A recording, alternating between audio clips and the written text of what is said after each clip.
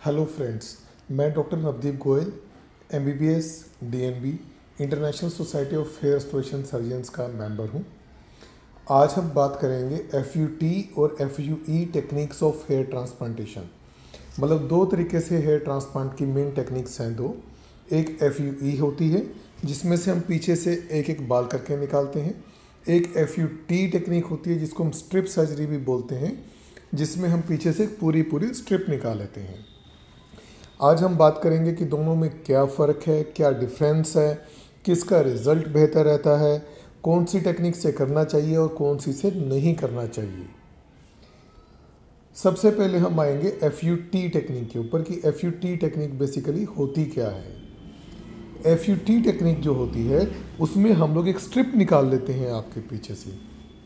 Strip का मतलब है कि एक पट्टी निकाल लेते हैं, एक इंसिजन लगाया जाएगा, एक पूरी की पूरी चमड़ी ही आपके पीछे से निकाल ली जाएगी। स्ट्रिप की लेंथ वो डिपेंड करता है कितने ग्राफ्ट्स चाहिए, उसके हिसाब से एक स्ट्रिप ली जाती है। ये स्ट्रिप निकाल करके फिर स्ट्रिप सर्जरी में डॉक्टर जो होता है वो आपकी स्ट्रिप निकाल लेगा। स्ट्रिप निकालने के बाद वो टेक्नीशियन को दे दी जाती है। टेक्नीशियन फिर उसके स्लीवरिंग करते हैं, मतलब उसको अलग अलग पार्ट्स में बांट काटते हैं उसको, फिर उसमें से अलग अलग ग्राफ्ट्स अलग अलग करते हैं, फिर वो ग्राफ्ट्स को डाल दिया जाता है। ये है एफयूटी टेक्निक। फिर दूसरे नंबर पे आती है एफयूई टेक्निक। एफयूई टेक्निक क्या है दोस्तों? एफयूई टेक्निक में पावर्ड पंचेस यूज़ होते हैं जो कि सिंगल सिंगल करके ग्राफ्ट्स को निकालेंगे, आपके एक एक ग्राफ्ट्स को निकालेंगे आपको। जैसे ये आपका सपोज करो ये आपके बाल हैं सारे के सारे, तो इन बालों में एक एक बाल में ग्राफ्ट्स आपका पंच जाएगा और एक एक बाल ये निकाला जाएगा। ये एफयूई टेक्निक है। ये दोनों टेक्निक्स में स्कार आएगा आपके पीछे में। हालांकि एफयूटी टेक्निक में ट्राइकोफिटिक क्लोजर बोलते हैं कि उसमें स्कार नहीं आता है, बट जो प्रैक्टिस में हम लोग देखते हैं, जो पेशेंट्स करवा कर आते हैं उनके पीछे अच्छा खासा स्कार होता है उसमें। कुछ पेशेंट्स में स्कार नहीं भी होता, कम भी होता है उसमें। तो दोनों टेक्निक्स में स्कार आपके पीछे में आएगा। एफयूटी टेक्निक में एक लीनियर स्कार आएगा, एक बड़ा सा चीरे का जैसा मार्क आपको दिखाई देगा पीछे, और एफयूई टेक्निक में डॉट डॉट डॉट डॉट आपको दिखाई देंगे। लेकिन ये दिखाई सिर्फ तभी देते हैं दोनों टेक्निक्स में जब आप शेव कर देते हैं या फिर इसको 0 नंबर कर देते हैं। अगर आपका बाल इतना भी बड़ा है तो नॉर्मली ये स्कार्स आपके पीछे से दिखाई नहीं देते हैं। तो इसलिए स्कार दोनों में रहता है, स्कार में कोई टेंशन नहीं है, स्कार की कोई दिक्कत नहीं है, दोनों में कवर हो जाता है। मोस्टली वो जो आपके बाल बचे हुए रहते हैं उनसे वो कवर हो जाता है स्कार इसमें। वो एफयूई और एफयूई टेक्निक दोनों में से बेहतर कौन सा है, ये डिपेंड करता है आपका डॉक्टर किस में ज़्यादा एक्सपर्ट है। अगर वो एफयूटी में ज़्यादा एक्सपर्ट है, उसकी टीम जो है एफयूटी में ज़्यादा एक्सपर्ट है, तो आपके लिए एफयूटी बेहतर है वहाँ पे। अगर आपका डॉक्टर एफयूई में ज़्यादा एक्सपर्ट है तो आपके लिए वहाँ पे एफयूई बेहतर है।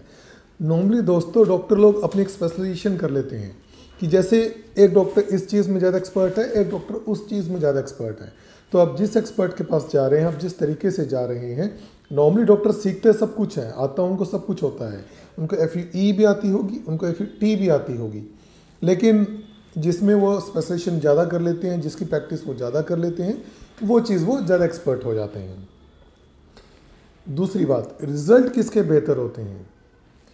रिज़ल्ट दोस्तों मेरा ये मानना है कि रिज़ल्ट आपकी टेक्निक से ज़्यादा करने वाले के ऊपर डिपेंड करता है। दोनों टेक्निक्स एफयूई और एफयूटी, दोनों टेक्निक्स में जो फ़र्क है वो सिर्फ पीछे से ग्राफ निकालने का ही फ़र्क है।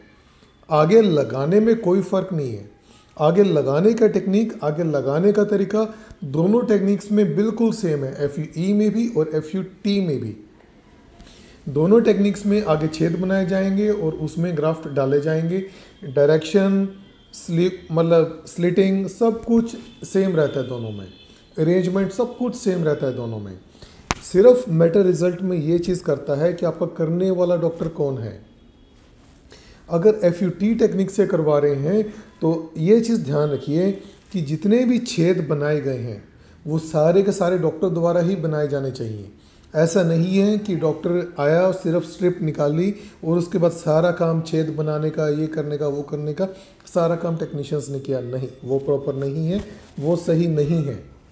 FUE टेक्निक में भी सेम है डॉक्टर दोस्तों, सारा ग्राफ्ट निकालने का काम और छेद बनाने का काम, ये सारा काम सिर्फ और सिर्फ एक क्वालिफाइड डॉक्टर ही कर सकता है।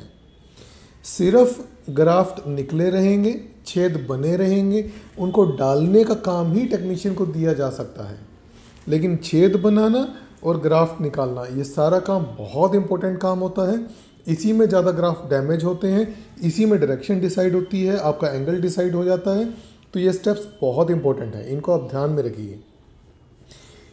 ट्रांजैक्शन रेट्स दोनों में ज़्यादा हो सकते हैं अगर ये अनट्रेंड हाथों में होगा तो प्रोसीजर, चाहे वो FUT हो चाहे वो FUE हो। FUT की बात करते हैं पहले स्ट्रिप टेक्निक की। स्ट्रिप टेक्निक में क्या है, अगर टीम ट्रेंड नहीं है, क्योंकि उसमें टेक्नीशियंस का रोल ज़्यादा आ जाता है, FUT टेक्निक में थोड़ा डॉक्टर का रोल थोड़ा सा कम हो जाता है। इसमें टीम ज़्यादा हो जाती है FUT टेक्निक में। तो अगर टेक्नीशियंस पूरे ट्रेंड नहीं है, जहाँ उनको पूरा एक्सपीरियंस नहीं है, तो आपकी स्लीवरिंग में, डायसेक्शन में आपकी ट्रांजैक्शन रेट बढ़ जाएगा आपका। सेम FUE में है, अगर आपका डॉक्टर पूरा ट्रेंड नहीं है तो जब वो पंचिंग करेगा, जब वो आपके ग्राफ्ट निकाल रहा होगा, तो कहाँ तो एक ग्राफ्ट ऐसे करके निकालना था, वो इस तरीके से जाएगा, सारे के सारे ही मतलब ट्रांजैक्शन कर देगा, सारे के सारे ही काट देगा वो। इस तरीके से नुकसान ज़्यादा हो जाएगा। तो ये बहुत ज़रूरी है कि आप अपने डॉक्टर का ढंग से चुनाव करें। सिर्फ चुनना ही काफ़ी नहीं है, ये भी देखें कि डॉक्टर खुद ही सर्जरी करता है क्या, सिर्फ मतलब बात करके OPD में ही रह जाता है। जब बोलता है मैं तो सिर्फ सुपरविज़न करूँगा, बाकी सारा काम टेक्नीशियंस करेंगे, नहीं, सुपरविज़न कुछ नहीं होता है। जो ड्यूटी जिसकी है वो काम उसी को करना होता है। टेक्निक्स बहुत मुश्किल नहीं है दोस्तों, काम बहुत आसान है। कोई भी अच्छा डॉक्टर जिसको एक्सपीरियंस हो वो आराम से कर लेगा आपको। कोई भी अच्छा डॉक्टर जिसको एक्सपीरियंस हो, जो काफ़ी सालों से कर रहा हो, जो वेल क्वालिफाइड हो, जो CMEs को अटेंड करता हो, कॉन्फ्रेंस में जाता हो, तो वो डॉक्टर आपका आसानी से कर लेगा आपका वो। लेकिन फ्रॉड में मत पड़िए, बस ये चीज़ ध्यान रखिए कि आपका डॉक्टर खुद करे। सारी पंचिंग, सारी स्लिटिंग, सारा छेद बनाना, सारे ग्राफ्ट निकालना, सारा काम डॉक्टर का खुद का ही होना चाहिए। सिर्फ छेद बने रहेंगे, ग्राफ्ट निकले रहेंगे, डालने का काम ही सिर्फ स्टाफ को दिया जा सकता है। कुछ और क्वेश्चन हो तो आप कमेंट में नीचे लिख सकते हैं, मैं उसका जवाब जब भी हमें टाइम मिलेगा तब हम लोग दे देंगे। Thank you.